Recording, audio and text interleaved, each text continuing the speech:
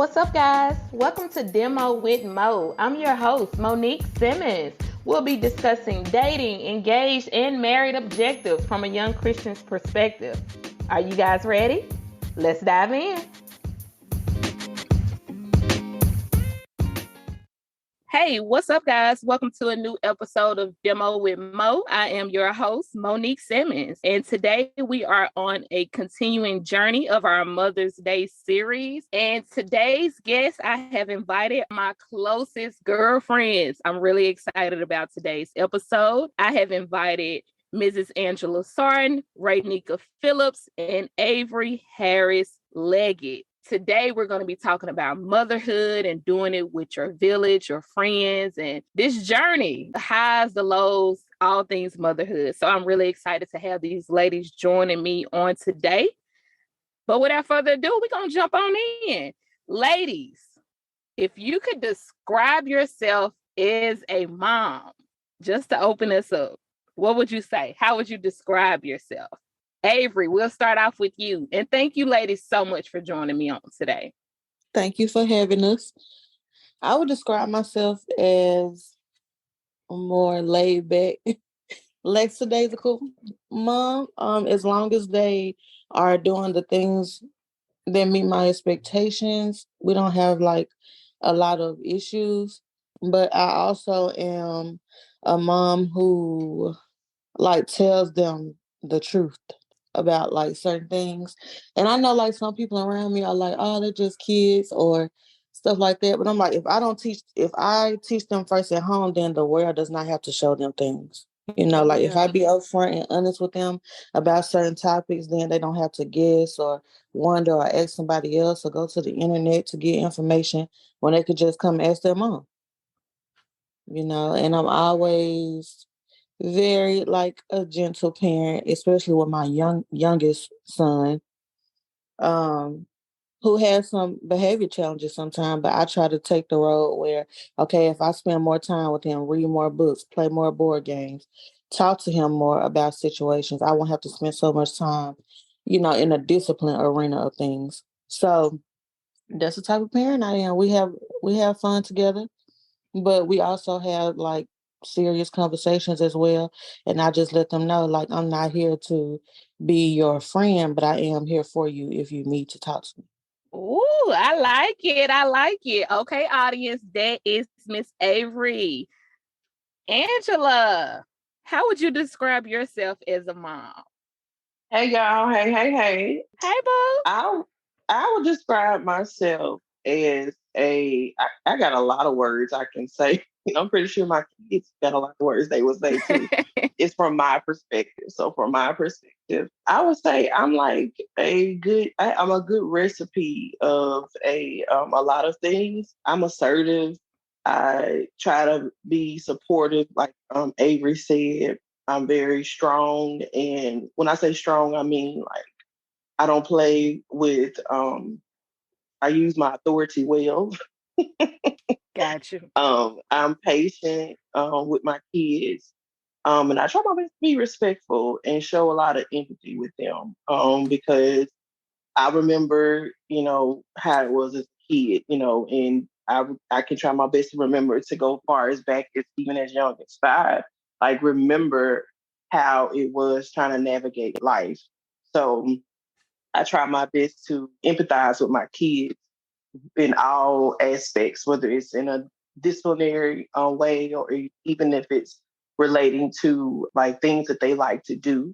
So I just try my best to meet them where they are. And like Averi said, hold them accountable for their actions and to try to be supportive. My kids know I'm an open door. And a lot of times they take advantage of that and give me sometimes more information than what I expected, but I appreciate it more than anything because I want them to feel comfortable and open to come to me before going talking to somebody else, like Averi said, and getting the wrong info. So yeah, that's how I would describe myself. I like it. I like it. I like it a lot. Okay, you guys, that is Miss Angela. All right, Raenica, how would you describe yourself as a mom? Hello, everybody.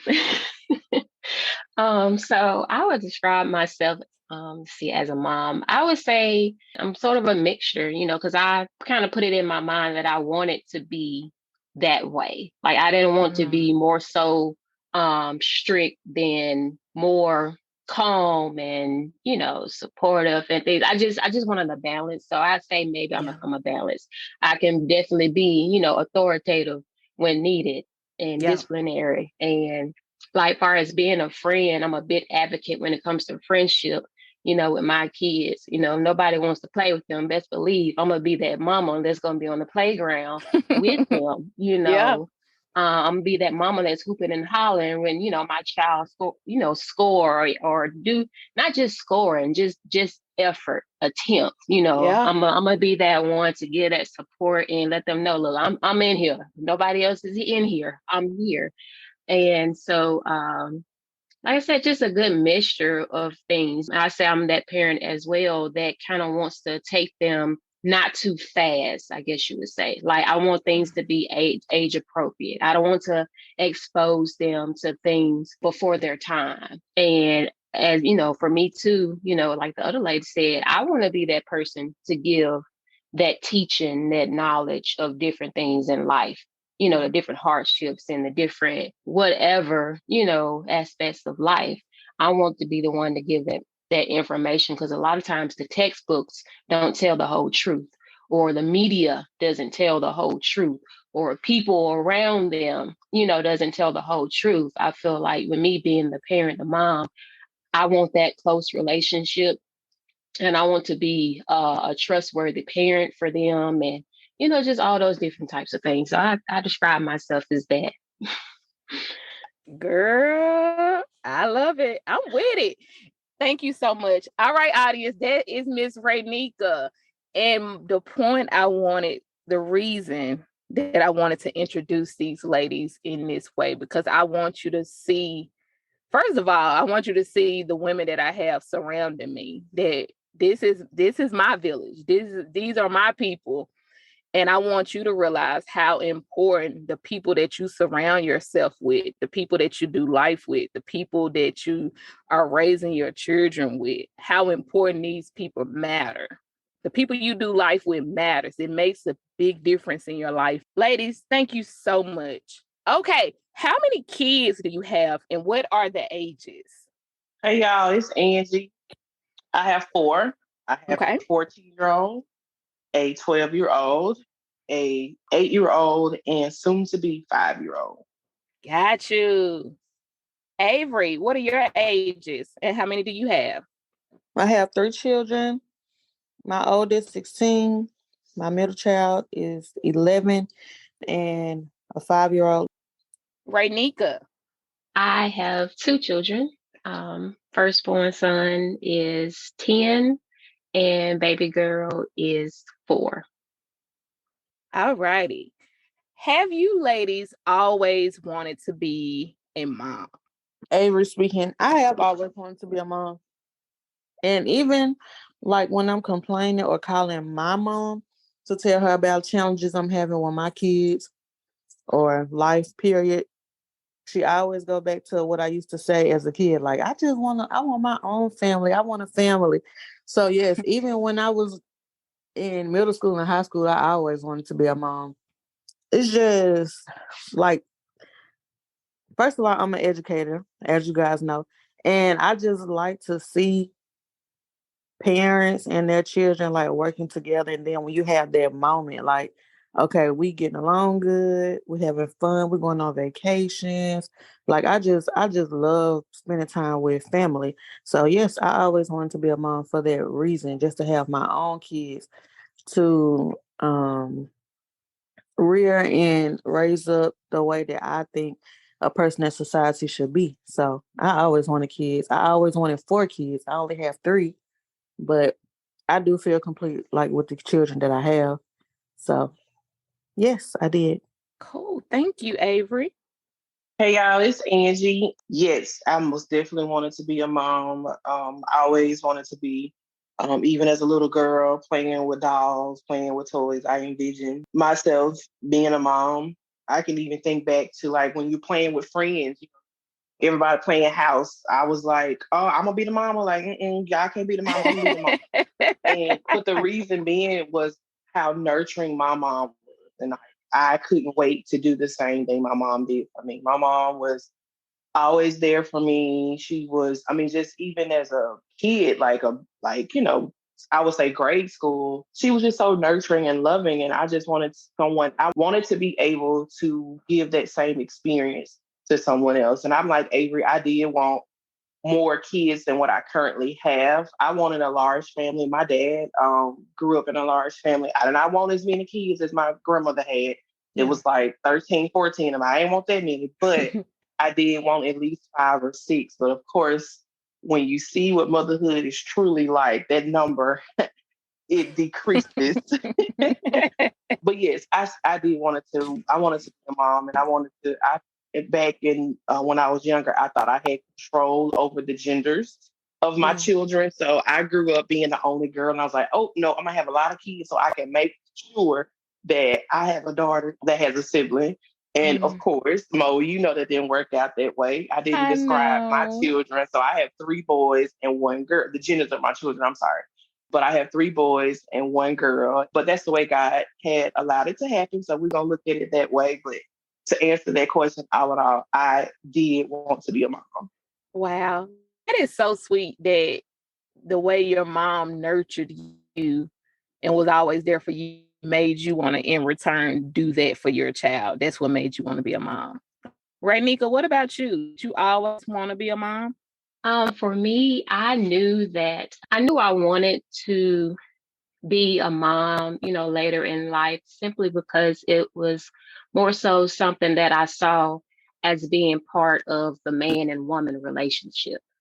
That's what I saw when it comes to relationships. So that would be the majority of a long time ago why I wanted to be a mom. Don't get me wrong, being a mom now, I am definitely proud of it. I love it and I have no regrets about it. But that was the base of, where my point of view stemmed from. Got you. I totally understand. And for my listeners who may be their eyeball out, because I am as well, I didn't grow up wanting to be a mom. I never wanted to be a mom. I didn't want to be a mom until I became a mom. And I don't regret it one bit. I love my babies and I couldn't even imagine life without motherhood. But I never, I never wanted to be a mom. That was just never a part of my story when I imagined my life. Okay, ladies, what has been the easiest part about being a mom? To me, the easiest part is just the things that you do at a routine. Like, you already know what you have to do throughout the course of a day. And sometimes you can give your children that look and they'll be like, oh, I'm supposed to be washing the dishes. Oh, I forgot to take the trash out. So those routine things that you do is kind of like the easiest part. Routine. I like that. And the part about meeting their needs as far as like food, clothing, and shelter.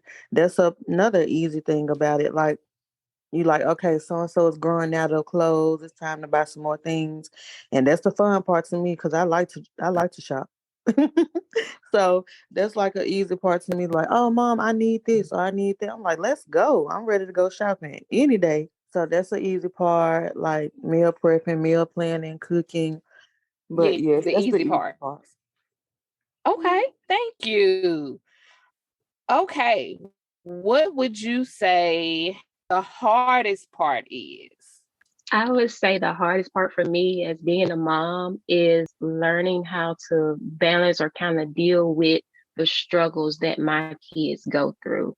Simply because Ooh. I am more of as somebody would say, emotional person. I take no shame in that at all. So just that would definitely be the hardest part. If my children are struggling with something, when it pertains to friends or when it pertains to not being able to do something or not being able to understand something through learning, just trying to be able to, be there for them, kind of teach them and show them without it affecting me, without my feelings getting in the way, to be able to, put that feeling aside and just deal with the facts or deal with what's at hand.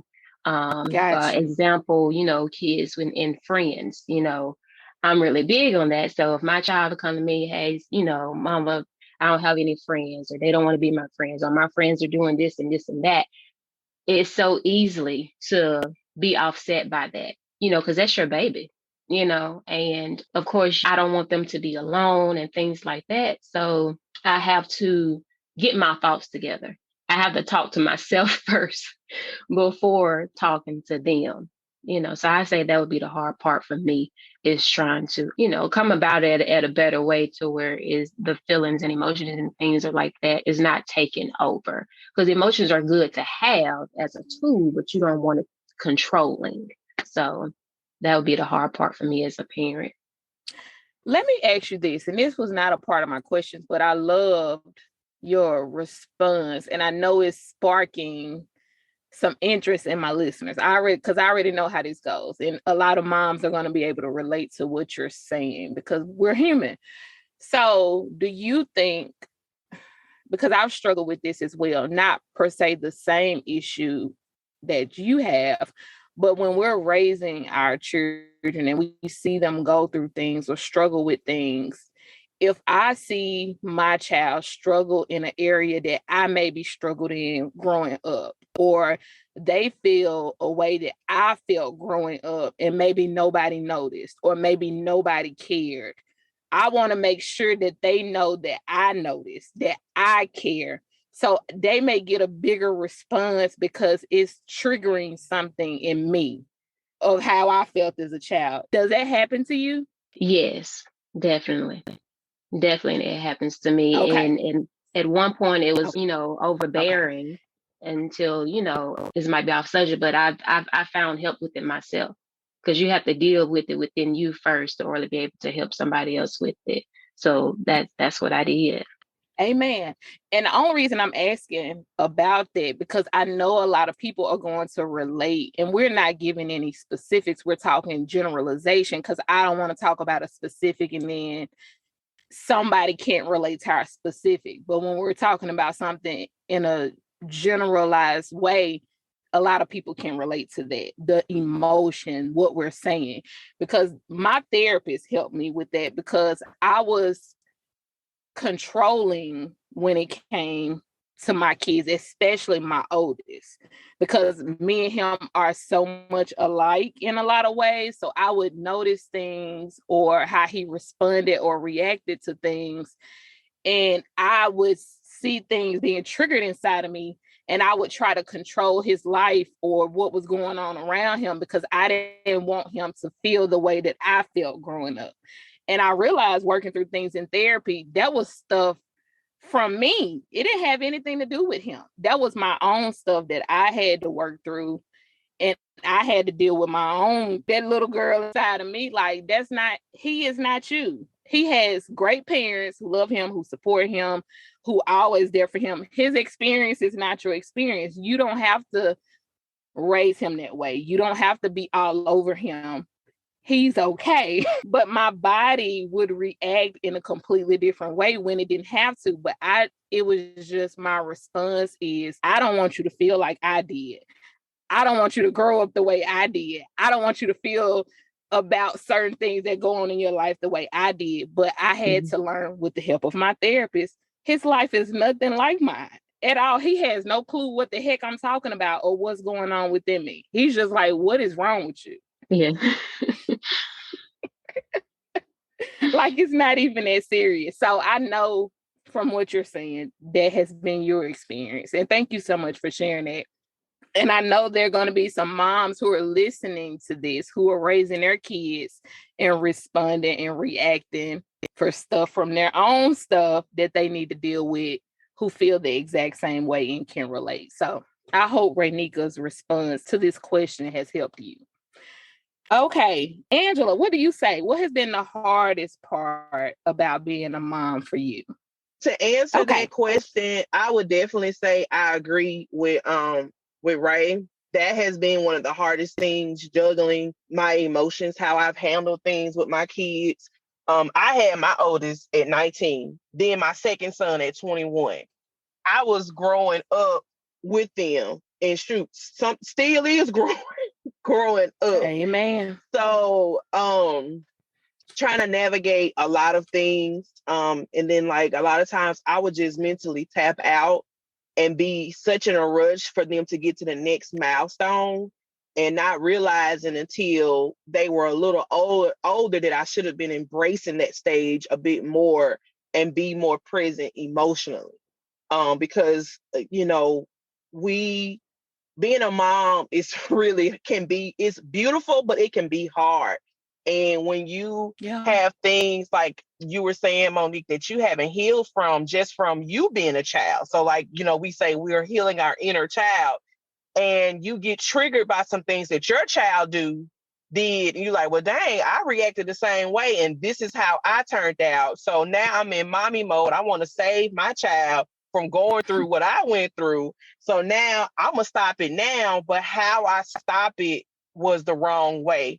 And so I agree, that was being the hardest part about being a mom. What is dealing with the emotions, and not just my emotions, my spouse emotions and my children's emotions, because I have my way of the way I want to parent my kids, but then my husband has his way that he wants to parent. And sometimes we go to head with that, because his way of thinking is different from my way of thinking. And then we have to we have to have those healthy conversations about, how we should handle certain things. And then, of course, thank God for growth. And, we have those conversations and we deal with them. But to answer that question, dealing with emotions has definitely been one of the hardest things of being a mom. Woo, that's real right there. Okay, ladies, what has surprised you most about motherhood? Because maybe, like you guys have already stated, you've always wanted to be a mom. So I'm sure you probably thought going into it, it would be one way, but maybe once you became a mom, you saw some stuff like, hold up, I didn't know it was going to be this ghetto, or I didn't know it was going to be this exciting, or I didn't know it was going to be a roller coaster ride, or whatever the surprise was for you. What was the most surprising part about motherhood? So many things that you do as a kid, you can see your kids doing the same things. And like when your parents will say, okay, you're going to see one day, or you'll see when you have a daughter of your own or son of your own. And now I'm starting to see those things. Like, that is the most challenging part, especially like with raising a teenager. I remember how my emotions, how my attitude, and the way I did things when I was a teenager, and the way my mom would react. And I would be so upset about the way that she would react. But now that I have a teenage daughter of my own, I'm like, man, I see exactly what my mom was going through. So, yes, it's definitely surprising, because your princess, your sweet angel, now is getting older and looking at life a different way than you look at it. And it's hard. It's challenging. Like, you want them to do certain things or have the same feelings as you about certain situations. They don't. They start to get opinionated and have feelings of their own. And because you want to raise them to respect others, you have to respect their opinions. And a lot of times I'm just like surprised by the things that she says sometimes. And in that moment, I may react in a not so healthy way. But once I go sit down and think about it, I'm like, okay, well, she's entitled to have an opinion. That don't mean that's the way the situation has to go. Because at the end of the day, I'm the mom. So I would make the final decision. But I do respect what she's saying or where she's coming from. And just like surprising about sons as well, once they get to that age where like, don't come in the bathroom, like I don't want you looking at me, or they don't need you as much anymore. You just get to like, boy, I had you, I changed your diaper, I did this, I did that. And it's just like a surprise just to see them grow up and just you know, get older and stuff. And even with my youngest kid, he, like they say, kids say the darndest things. Some of the things that he says, I'm just like, you were here before. Like, he is so intelligent. He is so smart. Sometimes he makes me so upset because I'm like, I know you have home training. I raised you well. But they have their own personalities. So yes, that's what surprised me the most. Girl, I agree with all of yours. Personally. Mm-hmm. Hey y'all, this Angie. What surprised me most, I have a little bit of some of everything as well, but the biggest thing is realizing that motherhood is a ministry. We're us ladies, we're Christian women. And this podcast is Christian based, but I didn't realize that until my youngest child. So my youngest he's soon to be 5, and I stayed home with him because at that moment financially it made a lot of sense for me to just stay home. So I stayed home with him, and I think it was probably within, I think maybe it was a few months, and I was at home and it was just me and him, and I was navigating life and life was lifing. And I really had hit bottom with my emotions. I was diagnosed with postpartum anxiety. So I was just spiraling a lot of times, just really anxious about the smallest things. I was anxious. And so just from listening to things like this, like podcasts and speaking to other women, I had joined a group of ladies at a church. And so just talking with them, I realized that motherhood is a ministry. God, in this moment that I'm referring to, though, I was just sitting there. I was like, God, I don't know what else to do. Like, I am tired. This baby won't stop hollering and screaming. This is my 4th child. I should know what to do. Why all these other things didn't work? All of that. I got this to do. I got that to do. Girl, I can go on and on. But in that moment, God spoke to me and said, this is your ministry. So how do you think you should handle this in this moment? And so I had to start realizing that I got to start handling things a little different. I got to look at it from Christ's aspect, from his way. And so just getting into, how just not even the youngest child to my oldest child, I have to navigate all my children and show them how to live, the right way, and how I even treat them. So I may be dealing with my emotions and whatever, and then they dealing with their emotions and they do something they had no business doing. And how I respond to them, I have to respond to them the way I want God to respond to me. So when I come to God with my issues and I'm crying and I'm in a situation where I probably shouldn't even be in, had I listened to him the first time, I need to be as gentle with them. So looking at it, and from that lens, I realized that I have a lot of things that God has held me responsible for as a mom, and that's just realizing that this is my ministry. I'm responsible to making sure my children, teaching my children life skills according to the way God has set forth in His Word. Girl, amen. It's too early for all this, Angela. Sorry. Okay. I ain't gonna be crying. I ain't gonna be crying early in the morning. But it's real though, that's something that I just, you really don't realize that. And when you change that perspective, because motherhood has a negative light, people, because think about it, we all adults, even sometimes creating a child could be painful. Then you got carrying the child. Then you got delivering the child. Then you have raising the child. It could be painful. And so it has this negative look on it, especially when you're going through it. Sometimes all you think about is the negativity. But when God placed it on my heart to show me this is something positive, this is something beautiful, and this is something that I have created and allowed you to do, this is your ministry. So when I looked at it from that perspective, I'm like, dang, Lord, just go ahead and knock me over right now then. You didn't have to put it like that. But He did, because I had to realize, I had to look at it a different aspect. And that really changed how I navigated me being a mother, from that moment. Girl, I love that so much. And as we're recording this, we're getting ready to celebrate Mother's Day. And it's just what you're saying is so important, because when we get ready to celebrate and honor our mothers, what you're saying just shows how important, if we take on a responsibility the way that God wants us to, if we see it from the perspective of what you're saying, we can really impact our children's life in a positive way.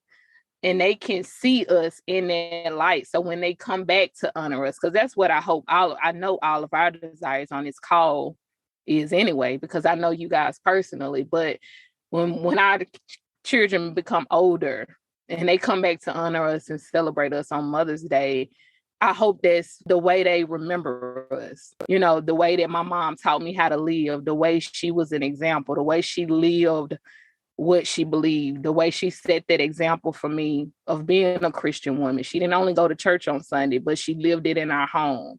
The way you just said that it is a ministry, because it is. And ministry is hard work. It's not always easy to do what's right when it's easier to do what's wrong, or to respond with grace when you want to yell, when you're frustrated, when you're overwhelmed, when it's just too much. But then you remember the way God responds to you. So thank you. Thank you so much for that and that perspective. I really appreciate that. Okay. Now we're going to talk about our friend group.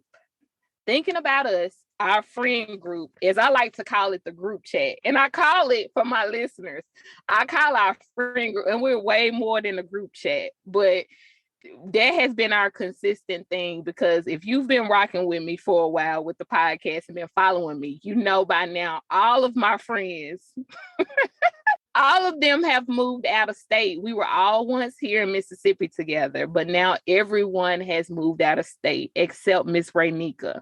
So it's just Ray and I now here in Mississippi, but everyone else has officially moved out of state.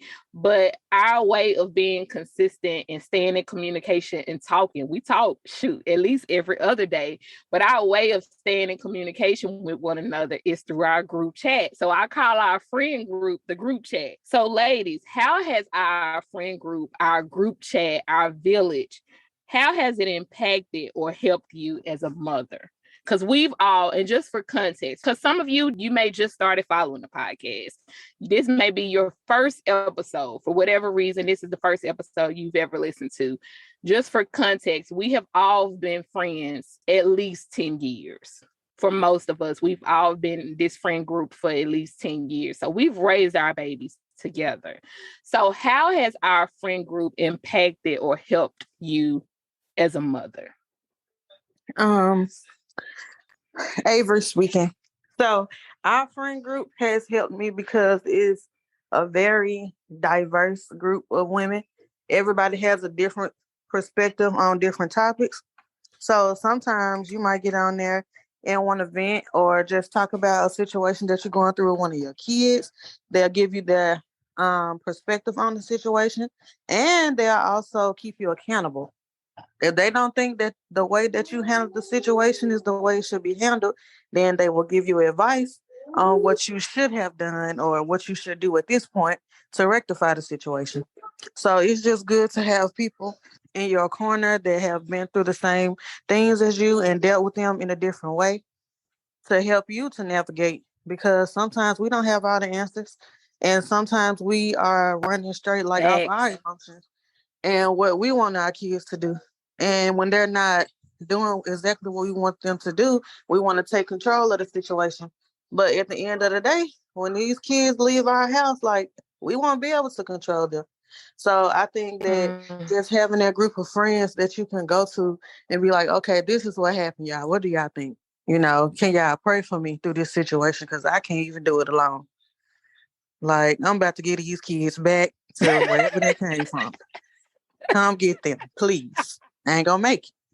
So it's just good to have somebody to go to, just, you know, to be a soundboard, to understand you and cry with you and laugh with you about certain situations when it comes to your children. Because like Angie said, it is a ministry. Ooh, my ministry ain't ministering, but I'm getting there. And everybody got different types of parents. Like, that's the thing you have to realize, is that your parents, the parent you are now, like the parent that our children may be, we all still human. Yeah. And like, I cannot base any of the hardships that I had with my own parents, you know, and like get upset with them. Like, this is why I'm the type of parent I am, because my mom was this type of parent to me. Like, you have to go Ooh. to the people in your village, like we can, the friendship, and say, okay, this is what I'm struggling with. Can y'all help me with it? So that's my response. Ooh, girl, you said a whole bunch of stuff. I'm talking about I could just pull a whole bunch of stuff out of what you just said right there, like for real. I love when you said our group is diverse because it is. And that is that's what helps me so much personally as a mother because as you said again, another point you said, we were all raised differently. Our parents were different. All of our parents were different. All of us come from different family dynamics. And I love that we're all so diverse and we're different because even though all of us are Christians, even though we're Christians, we're still unique. We're not robots. We're not all the same. We're all different. So I may see things one way when it comes to my child. If I come to the group chat and tell y'all, well, my child did this, and this is the way I'm seeing it, and I think I should respond in this way, and I want to know y'all perspective on it. Y'all may give me a whole different perspective or a different view of seeing things that I could not see because of my own way of seeing things, because of how I was raised, the way I think, the way I want to respond, because of how I'm feeling in the moment. There are so many things that could cloud my judgment. But when I come to you guys and I can just share with y'all, and y'all all are so different and was raised so different, y'all can see it in a way that I necessarily didn't see it before. And that really has helped me. Where I could have messed up a whole bunch of stuff with my kids, it has really helped me. So thank you, Avery. All right, Ray, what you say? How has the group chat helped you in being a mom? I would say that first of all, those were some lovely, lovely responses. Lovely. And I can definitely agree with what was said. Uh, and I could also say as well that with our group chat, with my friend group, that it gives me the sense of hood. For me, when you think of motherhood, for me, all I've seen for a long time was just mother. I haven't seen the hood part with it. Yeah. And so that's what it gives me. It gives me that sense of hood, that sense of connection, of relationships, unity.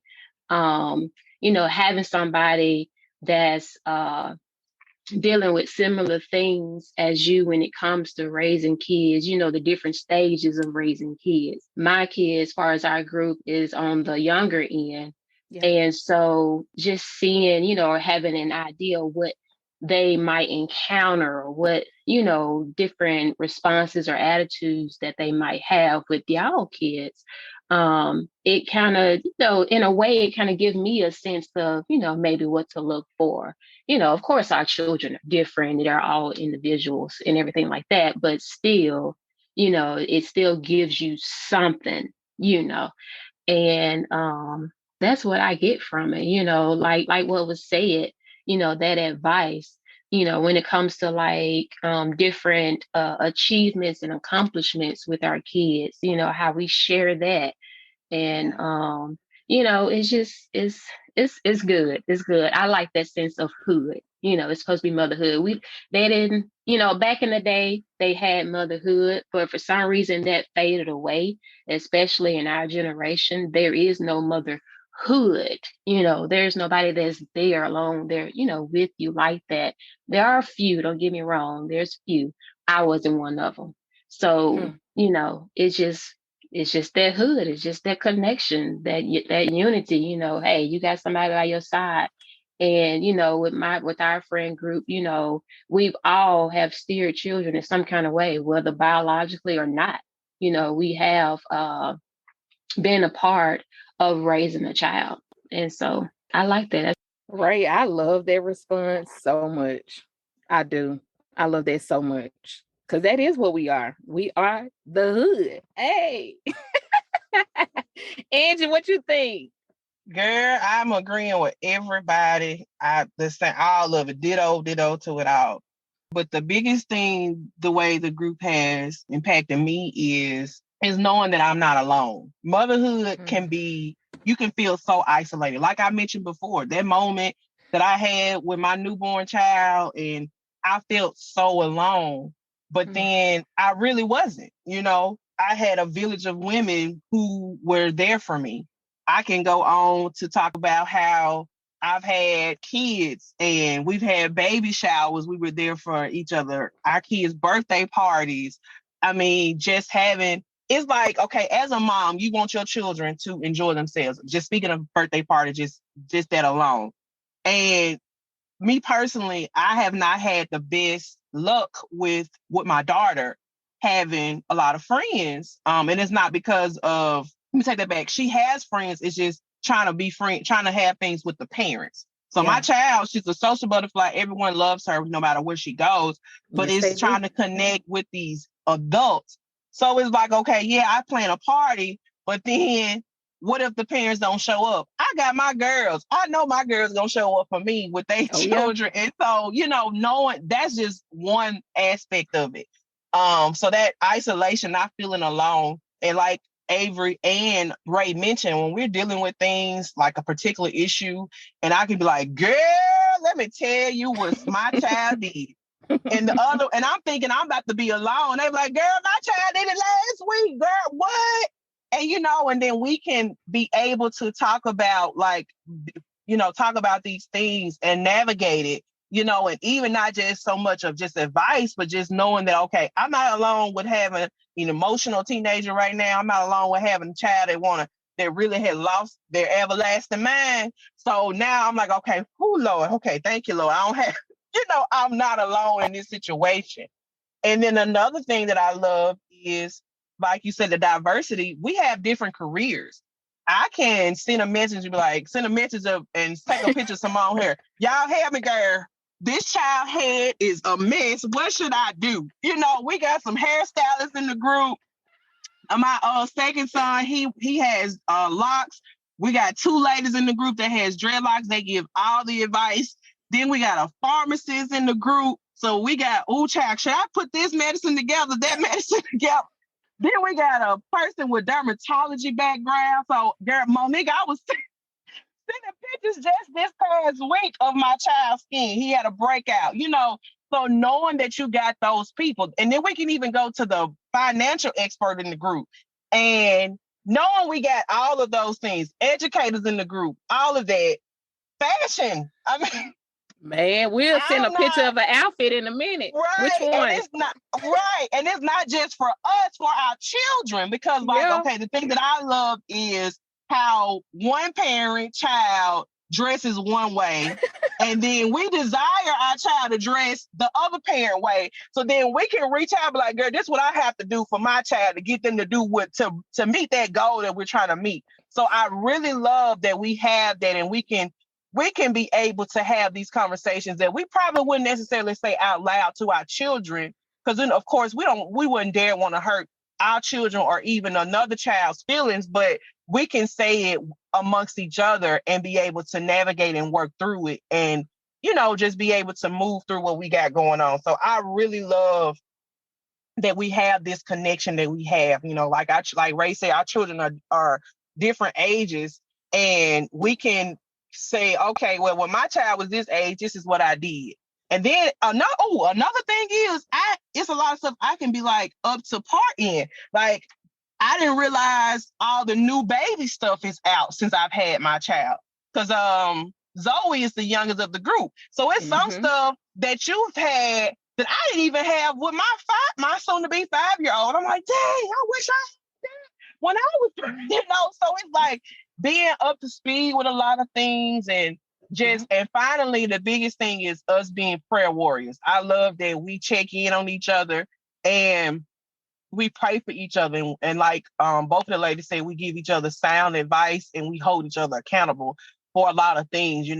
If we feel like the advice that we may be giving to our child may not be the best thing, or how we are reacting to according to what we are saying in the group chat may not be the best thing for our child, we're like, hold up, girl, we should do XYZ, not this.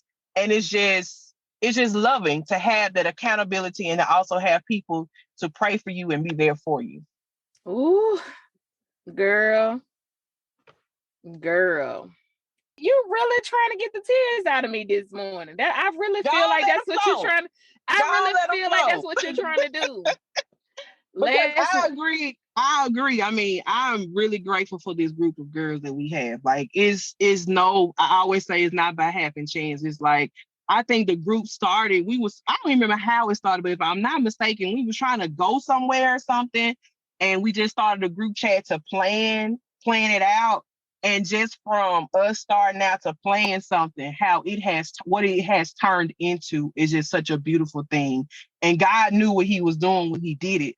And I am extremely grateful. I have an ugly cry. I hate to hear how I sound when I cry, so I'm holding back tears myself. But I am just extremely grateful for the people that how he has put us together, and how we are just a perfect group of the hood that Miss Ray. I love it. For real. For real. Thank y'all so much in your responses. For real. And I'm not going to stay on that because I will start crying. But thank y'all so much. If you could start over and get a clean slate as a mom, what would you do differently? I would say with that is I probably would have children closer in age. I probably would not have had them spaced out as they are now. Being that I feel like that would provide them more, I'm not going to say necessarily a strong relationship with each other, but the fact that they'll be able to relate a little more with each other. So having them closer in age, and then also too with how my life went about with me trying to achieve my goals and different things like that, it just would have been, I guess you could say, a little convenient. Maybe that sounds selfish. I don't know. But, just a little bit more convenient for them to be close like that. The other thing I would say is I would have had them at a later time in marriage. I would not have had them right away, entering into marriage. I can't necessarily say that it's a good thing or that it's a bad thing. I just know from experience that it can bring about challenges, within that marriage, because you want to nurture your marriage, especially at the beginning like that. You want to nurture it, you want to enjoy it. Not to say you can't enjoy it with kids, it's just way more challenges. And so that has been my experience, with having kids at the beginning of your marriage. We love them, we have them, but that's what I would change, because I would just want to be able to have that time, that husband wife time, and then, later on, we decide after we kind of, calm down or settle down or whatever, to have kids, to bring other people into the fold, because you want to be able to take care of them properly. And so that's just my idea of how I think it would play out a lot better. Amen, girl. And it's nothing wrong with you being selfish with what you wanted. It's nothing wrong with that at all. No need to apologize, because I totally understand what you're saying with far as your career and wanting to do things that's more convenient and a little more easier on you, because that's what we all want. I would hope that's what we all want, far as, especially as being mothers, because that's what we're talking about. We want to make our lives more efficient, more easier, lighten the load a little bit. If I can find an easier way to do it, that's the way I want to do it. So I totally understand and relate to what you're saying. Okay, Miss Averi. If I had a clean slate and could start over, firstly, I would probably not have had my daughter at 17, because it did not stop me from doing anything that I set out to do. I still graduated. I still have the career that I wanted. But I'm sure that I would have had more time to be a kid and do senior things. And first year of college, didn't have to worry about, raising a kid while being a kid. But at the same time, it made me grow up in a way that I needed to grow up. That's one part of the clean slate.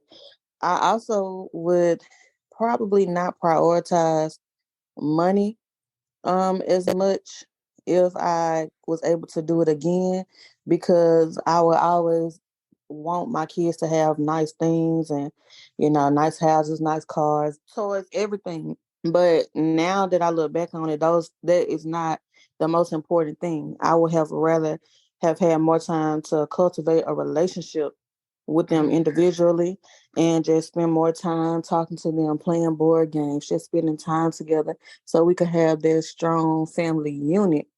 Then now I'm having to schedule nights where we eat together and make sure no phones at the table. So it's a thing that I wish that I could start over, and it would just be like second nature to them. Like, oh, I'm doing family night tonight. I'm not gonna be able to hang out with you, with my friends. We ain't having no phones, and be happy about it. Like, not, do we have to? So I would just like to have them more strong relationships with them, but these are the cards that we've been dealt. So we are working on it, and like that's a step in the right direction. What I'm saying about family night with no phones, and sometimes you get to the table and it's like, well, how was your day today? And then after that, we start back eating because it's like, what do we say next? Yeah. But we are trying to build relationships, because I was just talking to them the other day about like what someone said about the age differences. When you have a 16-year-old and a 5-year-old, she's annoyed by him. She don't want him in her room, and he just want to play. And my middle child is very, very quiet. So he's like, oh, are we doing something together? Let's do it. But if we're not, I'm in my room. And it's like, you got to come out sometimes. Like, you don't want to look up and have so many relationships are as an adult. Is like, man, I wish, like, sometimes your family will text you or something and they'll be like, oh, happy birthday. And I'm like, okay, well, I appreciate you telling me happy birthday, but where you been for the last 3 years? How are you? And you just don't want that for your children. You want them to communicate with each other on a consistent basis. And like sometimes my mom is like, have you talked to your brother? And I'm like, no, I haven't. And then I'm like, well, let me call him, and see what's going on in his life. But for my kids, like, I just want them to be super close. So that's like what I'm working towards. Yeah. Man. Avery, I relate to what you're saying so much. I relate to what you're saying so much. And I tell my kids that now, but I wish, and I wasn't even going to answer this question, but what you're saying is tugging at my heartstrings, because I relate to it. And I wish I was back then when I first had my oldest, who I am now. And I know that's not possible. I just know that's not even possible because it took the things that I've went through in life to make me who I am now. But I wish I had the mindset that I have now, far as being relational and wanting my kids to be close and have a good relationship and wanting to know about their lives and wanting to spend that one-on-one time with them. All of the things that I do now and that I desire so much, I wish I would have desired and wanted that so much when they were so small. Like, I really wish I would have wanted that. That is one of my biggest fears when it comes to my kids, is what you're saying, because I don't want them to leave home and not have a close relationship with one another. Far as being siblings, I want them to desire to have a close relationship with one another, not their dad and not forcing them to talk or only getting together for the holidays or sending a text to say happy birthday. I desire my kids to have a very close relationship. That is my desire for them. And I desire them to want to have a close relationship with me when they leave home. To desire to come back home for Mother's Day and holidays, and to want to talk to me and spend time with me, not because I'm forcing them or because I'm blowing a phone up, because that's what they want. And I just wish that all the effort and things that I've been doing in the last 5 years, I wish that I would have been doing that from the beginning. That's what I would do if I had a clean slate. I would be investing all of the things that I invest in, I'm intentional with now. I would be doing it from the beginning. Yeah. Angie, what do you say? I'm agreeing with everybody. I'm a ditto this one again because I agree. I would have started later. I'm really big, like I said before, I'm really big on communicating with my kids because, and that's something that I started from the door. Once they got to a certain age, I wanted to where they could talk and really understand what I'm saying. I started communicating with them on their level. And as they've gotten older, I've increased how much I've shared. But I did that because from my experience as a child. So I'm really good with that. But one thing that I've been instilling in them is to wait before you have to start your family. I want you to not do what your dad and I did. Yes, my husband is older than me. So my husband kind of was on the, he was in his 20s when we started our family, but I wasn't. I was 19. So I was growing up. I have grown up with my husband and my children. Yeah. And I don't want that for my children. I want them to really get the opportunity to enjoy life. I was unfortunately not like Averi, and I did not go to college right off. I never stayed at a dorm, so I don't even know what that staying on college experience is like. And I want my children to experience it if they choose to go to college. I want them to experience that. I want them to be able to navigate and learn the things they need to learn, and be able to go ahead and fix it before they start a family. And if I had did that, I would have been more emotionally mature for my children. And like you said, so a lot of the things that I am more aware of now, I wasn't so much aware back then because I really was in survival mode. I was just surviving because I was young, trying to navigate not only being a mom, but being a married woman, trying to navigate work, trying to navigate school, trying to navigate all the things that life was throwing at me. So I was just in survival mode. And now that life has gotten a little more easier, I'm more aware of things. And like you said, I wish I would be more aware. I would also know, I know that if I was that way, then my oldest child would be getting a better version of me that's different from what my youngest child is getting. And one thing again, I love and I'm grateful for, because God always says that we have recompense, we have ways that, we can fix what we have done.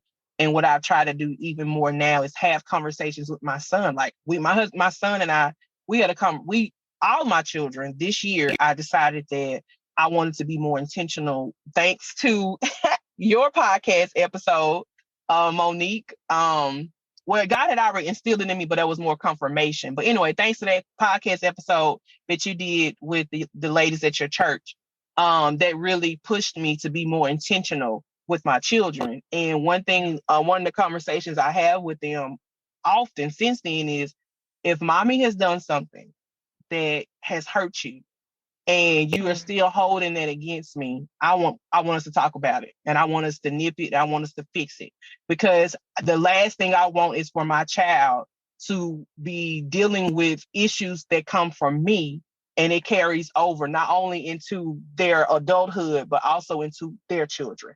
I want to break it. So I am really big on that. And a thing that had happened a few years ago with my oldest child, it hurt me to the core. And I brought that up. And he was like, Mom, you know what? I actually had forgotten about it, but you're right. We do need to talk about it. And we talked about it and we got through it. And I believe we got through it. I pray that we did. But if we didn't, the door is still open for us to talk about it and go through it. So that would be the biggest thing that I would want to do if I had a clean slate, is to be more emotionally aware and mature for my children. Now, I would love to have taken advantage of a lot of the technological advances that were available later down the line, that some people may think that's small, but to me, that makes a lot of moms, the emotions are still there, but because of the technological advancements, it's making motherhood a little more easier. So if I had my child later, I would have been able to take advantage of those things, and I would have been able to navigate a lot of stuff. And the last thing I would say is I would have enjoyed moments more with my children. yes, I was enjoying those moments because I had those people that was, I don't know if y'all, but sometimes you be out and about and older people will see your frustration. They'll see how tired you are and they will say, baby, enjoy them while you can because they going to grow up and you going to wish you had moments like that. And I would just roll my eyes like, lady, listen, right now, I ain't trying to hear that. But I promise you, they were telling the truth. Yeah. And there are a lot of moments that I'm not going to be able to get back. And I wished I would have embraced them more.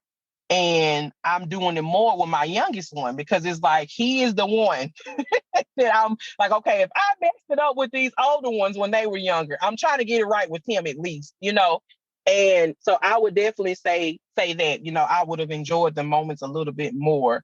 And one last thing I would say, I would have navigated how I held my children accountable for some things. Again, I was in survival mode. So some things I would kind of just let it slide. I would just do it all. I would just, if they didn't clean their room, okay, I'll go in and clean it myself.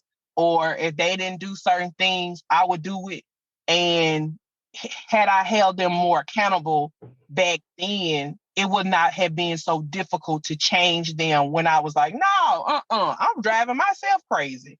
So It would have been easy. It would have been better for me to deal with that. So holding them accountable differently is a thing. But like someone said, what's done is done. I feel like the thing that we have to do now as mothers, we realize, okay, this is something I would have done differently, but what can I do now? What are some things that I can do to help change the past? So let's heal whatever is going on in the past and let's move forward and let's try to change and make those changes to make motherhood not only better for us, but for our children as well. So good. That's so good.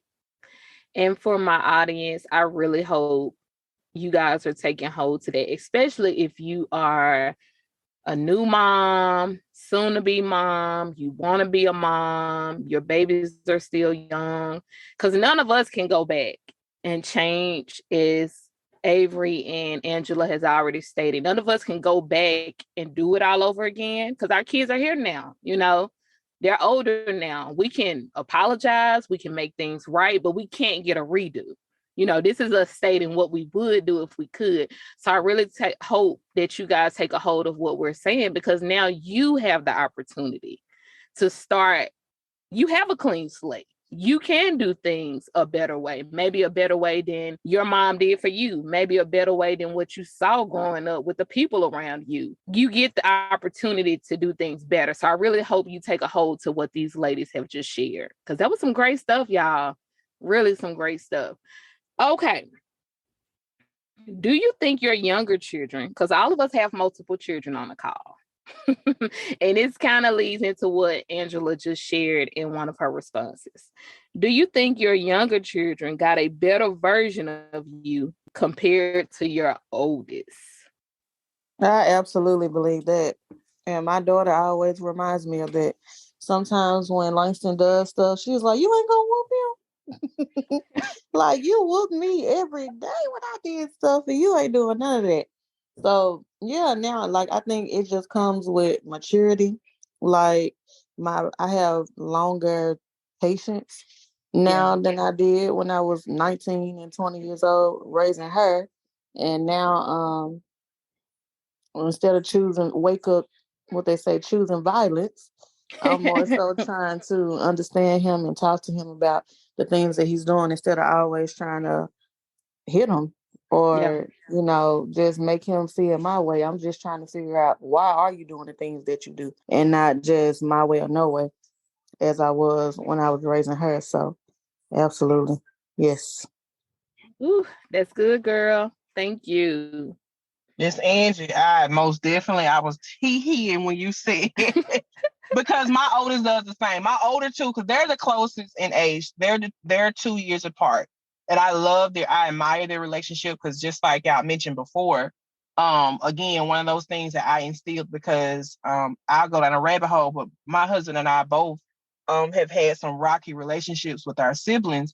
Yeah. So we are really big on we want to break that now. We want to break that generational thing where siblings, when they're older, they're like, yeah, I ain't talking to him or her or whatever. Mm-hmm. No. So anyway, so my older two they're just thick as thieves, and they love to tag team and be like, Mama, you're not gonna do what to us the same way you just did. I mean, do to them the same way you did to us. And I'm like, no, because that's not the way to handle. They be like, what? So they be so shocked. But like Avery said, our patience is different. For me, I realized, okay, how I was handling it was similar, maybe in a similar way that my parents were handling it. And so I was dealing with certain things the way I saw it with my parents and didn't realize it because, again, we do things. It's just the smallest things you don't realize your children pick up on.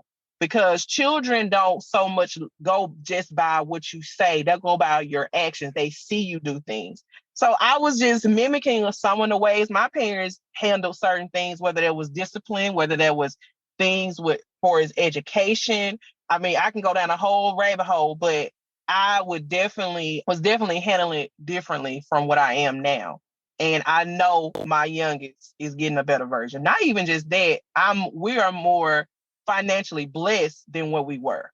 So my oldest didn't get to reap the benefits of those things that my youngest is now. And I can see it because it was the same for me. I got a hand-me-down. I don't know where my daddy got my car, but he bought me a car for Christmas. And Dad, if you hear this, please don't take it no type of way because I love you for this. But the first day I drove my car broke down on me the day of Christmas. But my brother, the car he got for his first car was up and running just fine. But I understand back then I was jealous, but now I understand that my parents were in a better financial situation from when I was older compared to where he was younger. So again, my children, it's going to be the same way. But I'm just grateful that God has blessed us and we're able to still give them those things now. Even though, okay, they didn't get a chance to experience this when they were younger, but they're able to experience it now. So definitely those things. Oh, man. So good, ladies. So good. And I agree with both of you. For me, my age difference, which was done on purpose, but just like you, Angie, my oldest two are 2 years apart. So the age difference between them and the baby is so spread out. It's almost a 10-year difference. And so she experienced me in a completely different place. And there's various different reasons of why my oldest got a different version versus my young, a better version of me. One being, when I first had my son, I was not a Christian. I was young. I just coming out of my parents' home. I had no idea of what I was doing. My husband, who's not my husband at the time, he's my boyfriend. We were in a very toxic relationship. We were fighting all the time. It was a ghetto mess. And that's what he experienced. And we were struggling financially. We were kids. We didn't have any idea of what we were doing. So then when our second child came along 2 years later, even though they're so close in age, she even got a better version than our oldest child got, because now we're married, we're both Christians, living in our home together, we're in a better place financially. So she even experienced a child. But then fast forward 10 years later, the baby, she even gets a much better version, because now we're all those things. Plus, we're now both in therapy, in marriage therapy, and we're working through things in our marriage, and we're healed from a lot of things from my childhood and working through things and holding one another accountable and self-aware and being more emotional intelligent. It was just like, who are these people? Like, I'm sure our oldest child is like, even if he gets the benefit of experiencing these parents, I'm sure for him, like, seeing this baby is like, who are these people to her?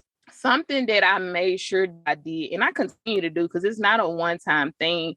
Something that I continue to do is remind my oldest son that your dad and I, we were babies. When we had you, we were babies. We had no idea what we were doing. We didn't plan for this. We gave you the best we knew how to do at the time. And that's no excuse. But what we did was take accountability for our lives, and we learned better. We became better parents, and we became better individuals, and we got married, and we got our lives together, and we gave you something better than we could ever imagine giving you. And we gave you something better than we ourselves even had growing up. And we're trying to do better every day. So I didn't want him to feel like these other two kids, my siblings get a better version of my parents than I did, and they act like it didn't happen or don't acknowledge it or ignore it. But I constantly remind him, it's not that we love them anymore. It's not that we feel any differently about them than we do about you. It's just that when we had you, we didn't know, but we learned better, so now we do better. So thank you, ladies. Okay. How do you manage being a mom and practicing self-care? And I think this is what a lot of moms struggle with, because I don't know why, but some kind of way along the way, society has told us when it comes to being a mom that your kids come first and you just forget about yourself. I don't know where the narrative came from, but along the way, it's like kids, and you put yourself on the back burner, I guess, until kids leave home, and then you start to take care of yourself again. But I don't know where this narrative came from, but it's a false narrative. Because as you guys have heard me say a million times, you cannot pour from an empty cup. You can't give someone something that you yourself don't have. So ladies, how have you managed being a mom and practicing self-care and taking care of you as a person, as an individual? All right, this is Angie. For me, to answer your question, this is my own opinion.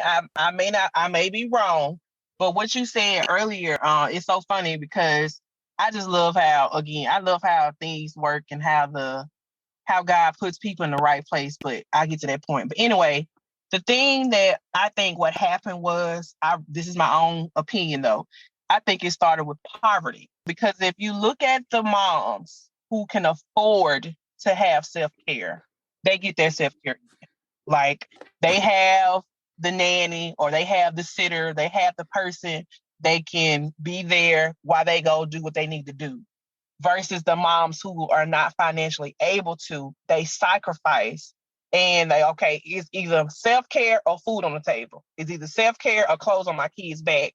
And so moms chose to put their children first in that moment, and then it spiraled into what it is now. So that's my opinion. That's my thought process on that. But for me, initially I was the same way. I felt like, okay, I got to make sure my kids are straight. I'm not going to enjoy and get self-care until my kids are grown. But after the third child, you like, wait a minute now. I'm not a baby making machine. I gotta figure out some time to get for myself, because if I don't get time for myself, I'm not the best version for myself, not only for my children, but for also the people around me, including my spouse. So I need to get my time in so I can be the best version of who I am. And so for me, it took a lot of pushing from the ladies in the group, but specifically you, Monique, that is heavy on self-care. And I realized, okay, I got to do some things. And then sometimes, at one point, it wasn't financially feasible for me to go do some of the things that my heart desired. But I had to be creative and figure out, okay, what can I do to make sure I get my time in for myself? So I started with doing that. And then I also started putting things on the calendar. And putting on the calendar, making sure, okay, this day, during this time is my time. Whether that's driving, leaving the house and driving up to Walmart and walking the aisles by myself without somebody pulling on my leg, bothering me, asking me, can they get this and that? Or it's going to Starbucks and drinking my favorite iced frappe or whatever drink I decide to create that I got from Pinterest or TikTok or something. Whatever, it's getting that time in alone, and it's beneficial. So that's some of the ways that I make sure I get my time in. Now, my family wasn't too happy about me doing that, they will make certain comments like, oh, she gone again. She got to get her me time in. And I'll be like, you doggone skippy I am. And I'm not sorry about it either. And I don't care how you feel about it. And I hope that you are getting your me time in as well. Even as a child, no matter what age, you need your self-care, because children have things they going through too. They go to school, Yeah. they have homework. My kids are into sports, they're into activities. They need a break as well outside of the home, doing something for themselves, whether that's self-care can be having relationships with your friends. You can go out with your friends, it's walking outside, doing whatever. So self-care, I encourage everybody, even my spouse, I encourage them all to do self-care. But those are some of the ways that I have been able to get that time in. Girl, you gotta come through with the self-care. And thank you so much for your response. And for my listeners, Angie just made me think of something. I think a lot of times when we hear self-care, we automatically think of, I'm sorry, y'all. Usually when you see on the TikTok videos or on the Instagram reels, when people talking about self-care, you know, they're getting manicure, pedicures, they're at the spa getting massages. When you hear me talk about self-care, that's not what Monique is talking about. And don't get me wrong, those things can be a part of your self-care. Sometimes you do need a good massage. You know, you may got some aches in your back. You may be stressed and overwhelmed. You may need that. But the way my bank account set up, Monique's self-care not going to look like that. That's just realistically, it's very rare that I'm going to be out getting a massage. That's not realistic for me. Self-care is taking care of your well-being. That's all self-care is. So I would encourage you practically, I would encourage you to take the time out, if you journal or not, but just to sit down for a moment, whenever you have free time, to write down a list of the things that you love to do. And if you don't know what you love to do, take a time out to figure out what that is. What did I used to love before I had kids, before I became a mom? What did I enjoy doing? What made me happy? For me, I love driving on an open road. I don't know what it is. It's therapeutic for me. I can just get on the highway, let my sunroof back, turn my music up really loud, and just drive. I don't have to have a destination. I ain't got to go see nobody. I don't have to do anything. I could just get on my road and drive for 30 minutes. And that is self-care for me. That fills my cup. It does something for me. I didn't have to spend any money except put a little gas in my car, but I didn't have to spend a lot of money. I didn't have to inconvenience anybody. It filled my cup, but because that is what makes me happy. There was something I did for myself. It didn't include my husband. It didn't include my kids. It was just for Monique. That's something that I had for myself. That is self-care. But I think the narrative is, because this is what we see in all on commercials and all over social media, is you got to spend a bunch of money to have self-care. Then we feel like because I don't have the money, okay, now I can't have self-care. And now we're feeling overwhelmed and motherhood is becoming too much and I'm blowing up on these kids and I'm losing my mind and I don't know what's wrong with me. That's what's wrong. We've gotten confused about what self-care is. Just taking a few moments to do something for you, whatever that is, your hobby, what you love. As Angie said, your favorite drink from Starbucks, getting on the road and taking a drive, talking to your girlfriends, whatever it is that you love to do, just taking out a moment for yourself. That's self-care. That's taking care of your well-being. That's pouring into your cup. Because as a mom, there's so many things we're pouring out when we're taking care of these kids, when we're going to work, when we're loving our husbands, when we're all of the things. Y'all know what we do as moms. I don't even have to go down the list. It's so many things, but every time we do one of those things, something is coming from our cup. But we have to replenish our cup. And the more we begin to do those small little practical things for ourselves, the more we fill our cup back up. For me, with balancing self-care, I just make sure that I find time in the day for me to like be alone and do the things that I like to do. For example, I really enjoy reading. So sometimes one of my kids will come in my room like, "What you doing?" And then they'll appear over like, "Oh, she's reading." Like, leave her alone. She's reading a book. So just getting that time in to do the things that you enjoy doing outside of doing things for other people because I have been in a relationship where everything that I liked, everything that I wanted to do or have for myself went on the back burner because I thought that's what I was supposed to do. That's what I grow up seeing my mom do. Like, make sure your husband's good, make sure your kids are good. Then if you have time, spend some time for yourself and get ready to do it all over again the next day. But not just like being intentional about the things that you do for yourself and to make sure that you stay sane to be able to do those things for everybody else.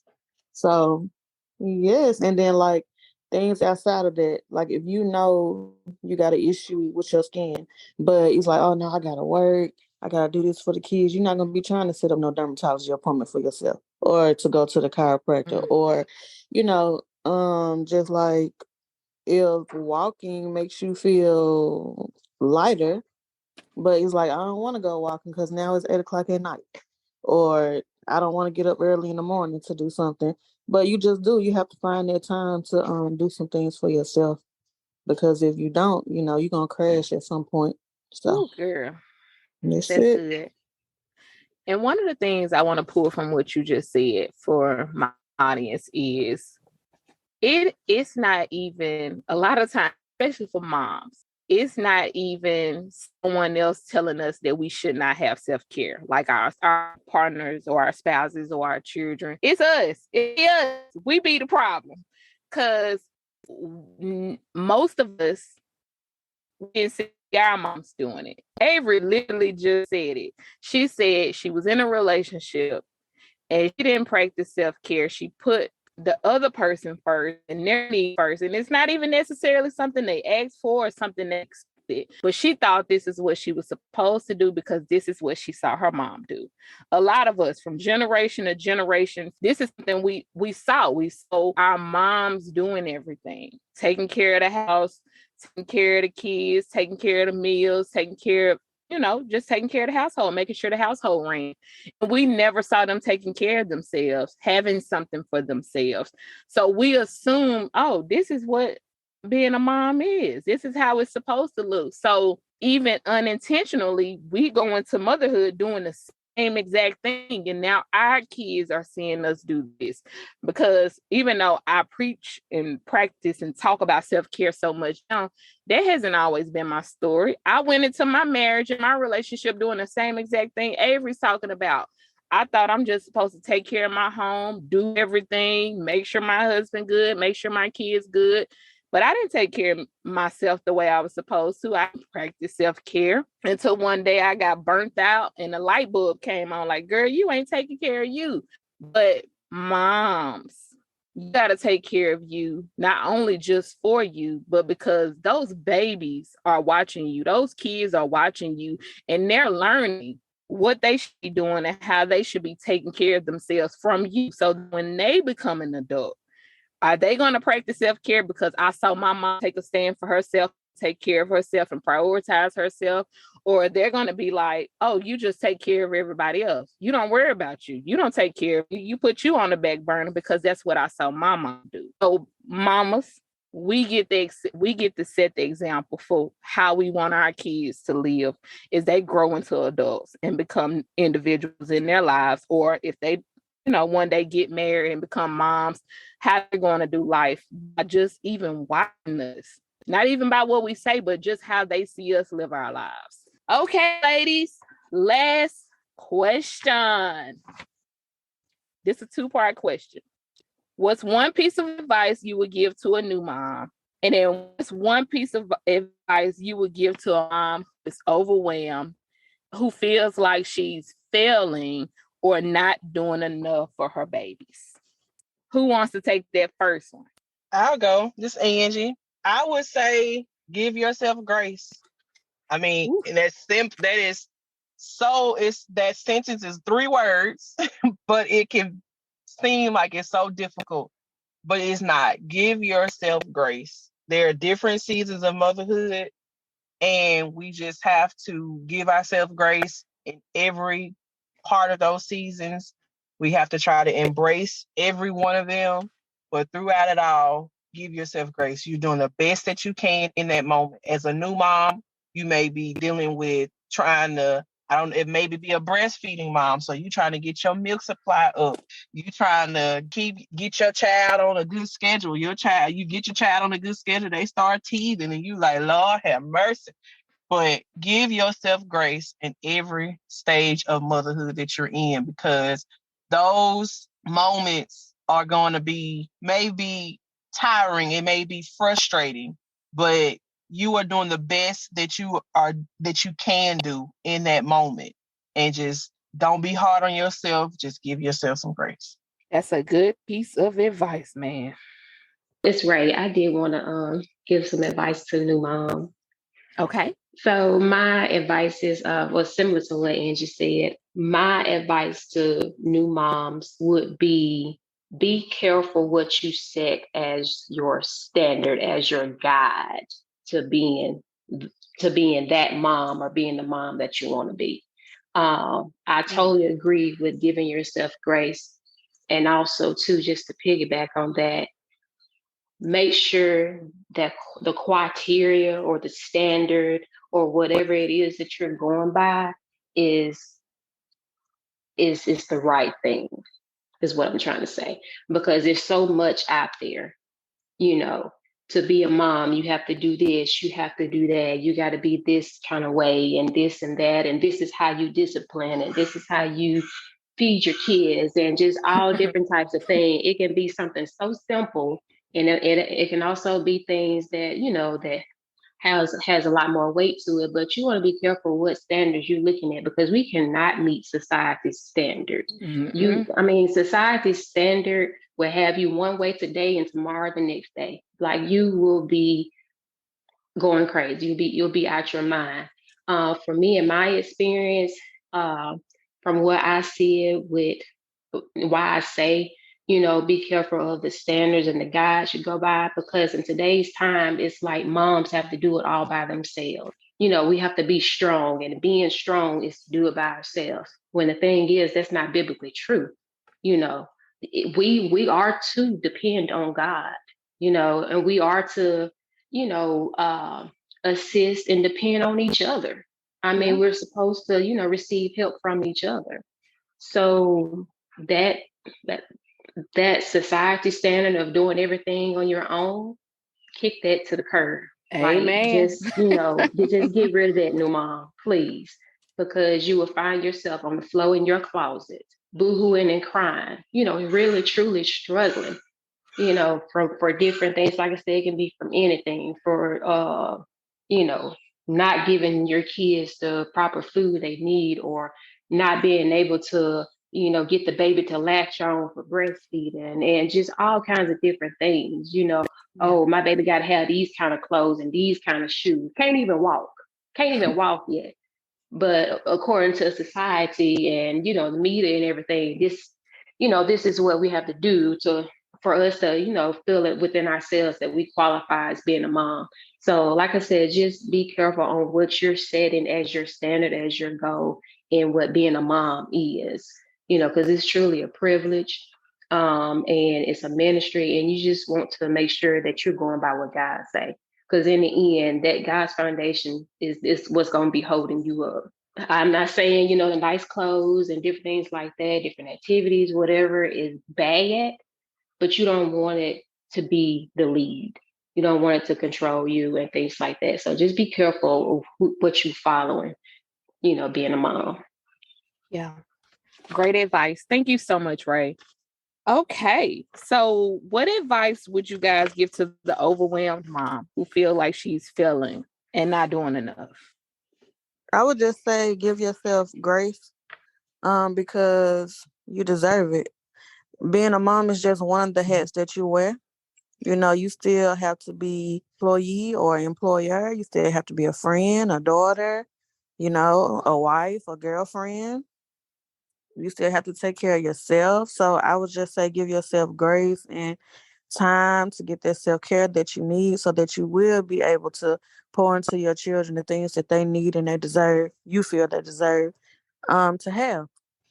I also think that you should get you a village. I would not be able to survive motherhood without the people that God have put in my life to help me through it. Terrible twos when babies are young are just that, terrible. Some days they crying, they cannot communicate their needs to you in any other way. So that's what they do. And if you don't have someone beside you to say, well, that's normal. It's not unusual. I know that you overwhelmed, but these are things that all mothers have went through. And if you need me to come and hold a baby for you while you go take a shower or walk around or whatever you need, then you should have someone in your life that you can go to for those things. And for those that can't afford it, get you a nanny, get you a babysitter, so that you can go out and do the things that you need to do or to get some leisure time in with your spouse or just with yourself. It's a lot. Motherhood is not easy by no means, but it's a beautiful journey. It helps you to be humble and vulnerable and all those things. And also like the people that are closest to you get the worst of you. Yep. Um, the people who you don't talk to on a regular basis, like it's so on the surface, like, hey, how you doing? Life is good. They ask you what's wrong. Oh, we're fine. Even if you're not really fine, because those people are not living with you.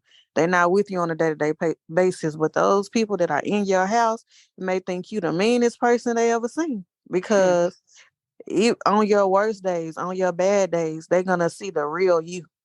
So you just want to make sure Girl. that you being overwhelmed is not something that's going to interfere with your parenting and stuff, because some people, like their long-term memory, you remember negative things quicker than you remember positive interactions with people. So even though that person could be a good person, you're going to remember that time when they shut you out, when they yelled at you, when they weren't there for you, when you were going through hardship. So you just have to try to um, not get overwhelmed and make sure that you're going in with a open mind about things that contribute to your parenting.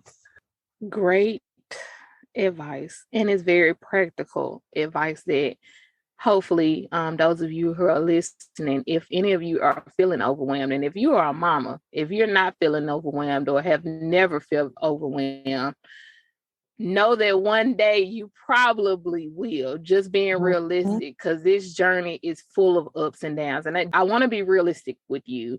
There are great days, beautiful days. I'm talking about days where you are amazed at these human beings that you have created. But there are also days where you are crying and you do feel like you're failing and you're wondering, where did these people come from? Who raised you? And you got to look in the mirror and be like, I raised you. So there will be days where we feel overwhelmed. So the ladies have gave great, wise, practical advice. And I really hope you guys are able to take something from what they have shared on today. Ladies, thank you so much. If I'm honest, I am overwhelmed by our interview today. Thank you guys so much for being willing to do this with me. Thank you guys so much for sharing freely your heart, because I know y'all, so I know y'all have shared your heart with me and just being open to this conversation. Thank you for having us. Thank you for having us. I just wanted to say that really quickly because you've been thanking us, thanking us, thanking us. But thank you, because we all need an outlet. Like you said, we all overwhelmed in some capacity. And with it being Mother's Day tomorrow, I just want everyone to reflect on the mother that they are or they want to be, the mother that they had, and how everybody is human. No one is perfect. Every day is a fresh start. So just happy Mother's Day to all the mothers, whether you are somebody's real mother or a dog mom or whatever way that you take care of people. Because mom just doesn't mean like that you created that person. You can be a mother to so many people, so many things. So I just want to say happy Mother's Day to everybody and just extend grace to everyone on this weekend, just to take some time and realize what you like, what you want out of life, and go after those things just as hard as you go after being a great mom. Great Ooh, stuff, Avery, that Avery. was beautiful. Girl, That was exactly. beautiful. Girl, Exactly. because Thank you're you. right. And that's something I totally, in my mind, I wanted to mention. And like Avery said, we want to give credit to those people as well, because they are a important part of a lot of our children's lives, and they are maybe overwhelmed as well, and not because of they physically having children, but because of the children that is a part of their lives that they love and they see about, and it's also the children that they're dreaming about. So I mean, I Yeah. agree. Avery, thank you, Mo, for this Cool. beautiful podcast that you have, and this opportunity that you reached out to us and gave us an opportunity to talk about these things that is so beautiful. You may have listeners, like you say, that didn't even realize that there are some practical ways to deal with self-care, to deal with life, just deal with being a mother. In this episode, I pray will shed some light on that. Just like a mom, something I forgot to mention is another practical way for me is that requires no finances, that's any different from what we already do. It's just getting quiet time, like shut your doors and tell them kids they're not allowed to come in here unless they are dead. I mean, if somebody's dying, and get you some time to yourself, whether that's a weekly bubble tub soak without any interruption or whatever, and just find yourself a village as well. Even if you are not comfortable with finding one, just put it in your prayer that somebody will come to you. Like in my situation, I didn't seek out.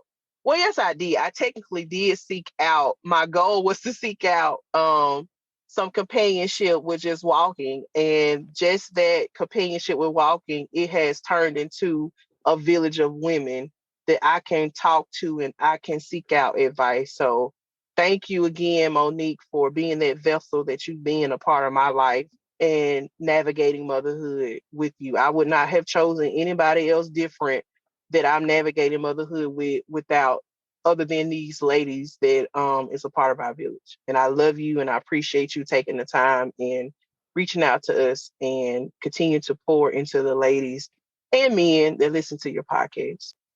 I told you I was not going to be doing any crying this morning, Angela. Yeah. Okay. Ray, did you want to say anything before we close out? I do not want to leave you out. I'm sorry. It's okay. I sure appreciate it. Yes, I do want to say something. Just like what the other ladies have said, I agree, Avery. She has definitely been saying thank you to us the entire podcast. But I truly want you to know that I thank you. I thank God for this moment. I thank God for you reaching out to us, just asking us, if we wanted to join in with you and everything with the podcast, the series you have going on. I just want y'all ladies to know that everything that you guys have said have touched me. Definitely has means something to me, and has helped me. I know our goal and mission is to help others, outside. But that's just go to show you, show them from the outside looking in that this is how helping each other. This is what it looked like within our group chat. This is just an example, how we impact each other, and you can just sense the love, the care, and the realness, and I appreciate that. I want to thank you for that, and y'all, being real and just having that genuine care. I completely love that. So thank you, Mo. Thank you for this Mother's Day series because you allowed me to think and reflect on myself as a mother, you know. So I appreciate that. Thank you so much, ladies. Again, even though y'all are tired of my thank yous, I don't take any of you in our group chat that is not here for various reasons that we all understand. I just want y'all to know I don't take you for granted at all. Corey and my husband, for my listeners who may not have been following the podcast for a while, My husband and my kids took me out last night to dinner for Mother's Day, and he was asking the kids like things that they appreciate about me as their mom. And they were saying like generic things that, I know they appreciate, but it wasn't sufficing for my husband. And he was trying to get them to say more things. And I had to remind him, like, it's okay. My kids only know me. They've always had me. So they take things for granted. And don't get me wrong, I hope one day they appreciate all of the things that I've done in their life. When they become adults and become parents themselves, they'll get it. The light bulb will come on. But right now, they're not there. They only know me as me. They haven't experienced anything else. So it's easy, if this is what you've always had, to take it for granted and not really appreciate it, because this is all I know.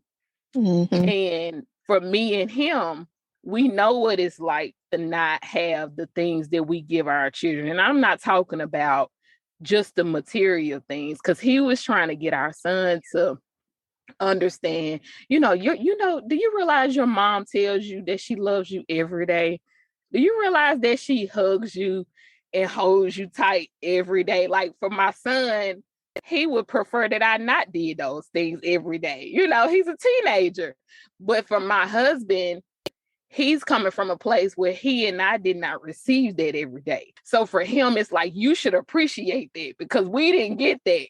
But for my son, my mama has always done that. So it's really nothing to appreciate because I've never had to go without. And my point in saying that is because I didn't grow up with this, with the circle that we have, with the love and support and care that we have for one another. And I know it was only because of God that we even have this. I know that without a doubt. And that's why I appreciate it so much. And I don't take any of you ladies for granted, because I know what it is to not have it. And so when you do have it, you hold on tight and you let your people know. Like, don't let them ever not understand how much you appreciate them, even if they get tired of it. But I really want you to know how much I appreciate you, and I don't take our friendship and our village and our group chat for granted. Like, I legit love you ladies so much, and I appreciate you taking this opportunity to come on here on this platform and be so open and so honest and share your hearts with my followers and my listeners, because you did not have to agree to that or do that. So thank you so much. And to the other part of the group chat that is not here, I love you ladies. I missed you today. But to my audience, remember, I love you, but God loves you so much more. And I'll see you guys next week. Bye, guys.